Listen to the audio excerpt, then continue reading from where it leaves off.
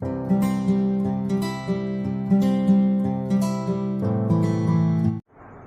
Friends, welcome back to my channel Deep classes, जिसमें आज हम जानेंगे हिंदी कहानी की आरंभिक आलोचना की विशेषताओं के बारे में। हमारा आज का टॉपिक स्टार्ट करने से पहले अगर आप हमारे चैनल पर नए हैं या आपने अभी तक हमारे चैनल को सब्सक्राइब नहीं किया है तो इसे सब्सक्राइब कर लें, जिससे हमारे आने वाले वीडियो के सभी नोटिफिकेशंस आप तक पहुंच सके। साथ ही MHD से रिलेटेड अदर वीडियोस के लिए आप हमारे चैनल की प्लेलिस्ट में जाकर उन्हें देख सकते हैं। तो चलिए बिना देरी किए हम अपना आज का टॉपिक स्टार्ट करते हैं।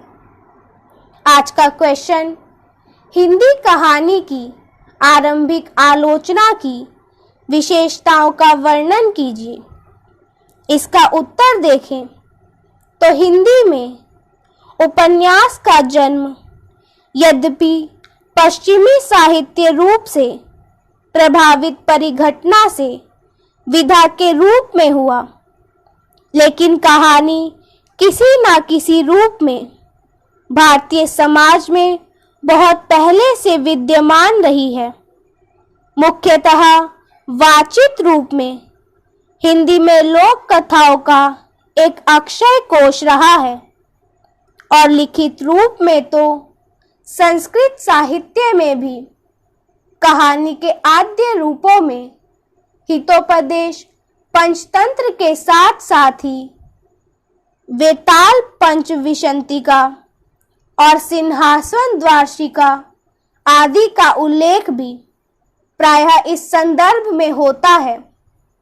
यद्यपि पाली भाषा में जातक कथाओं के रूप में कहानी का अस्तित्व अत्यंत प्राचीन रहा है।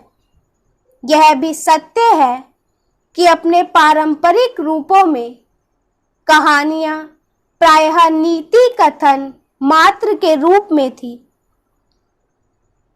आधुनिक युग में कहानी ने नैतिक या मनोरंजन वाले उद्देश्यों के रूप से हटकर मानव जीवन के अनुभवों की अभिव्यक्ति का दायित्व स्वीकारते हुए गद्य की एक स्वतंत्र विधा का रूप ग्रहण किया। नवीन कहानी अपनी पारंपरिक नीति कथाओं तथा प्रचलित अन्य लोक कथाओं से सर्वथा भिन्न है।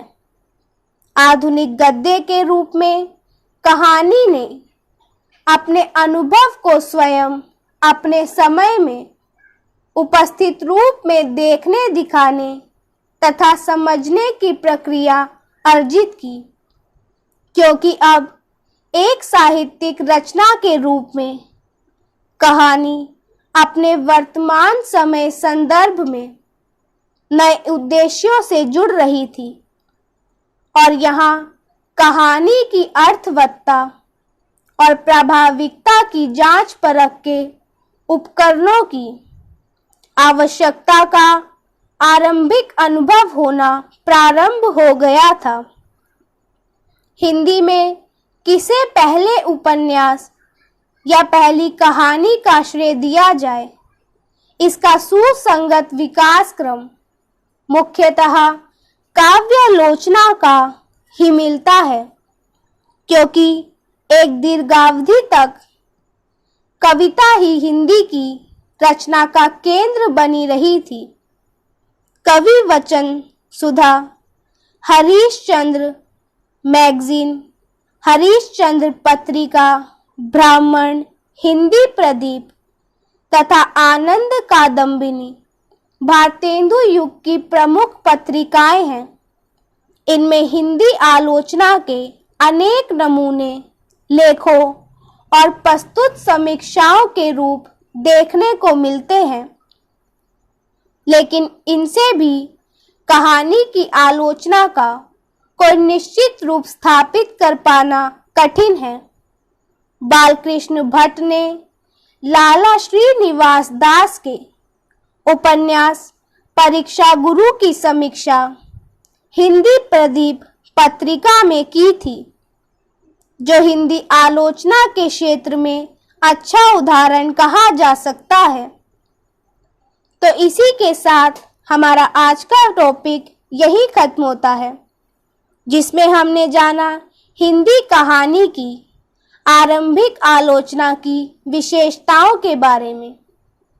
अपने नेक्स्ट वीडियो में हम हिंदी कहानी के दौर की आलोचनात्मक बहस के बारे में जानेंगे। तब तक के लिए अगर हमारा आज का वीडियो आपको पसंद आया हो तो वीडियो को लाइक एंड शेयर करें और हमारे आने वाले सभी वीडियो के नोटिफिकेशंस के लिए हमारे चैनल को सब्सक्राइब करें। Thank you for watching.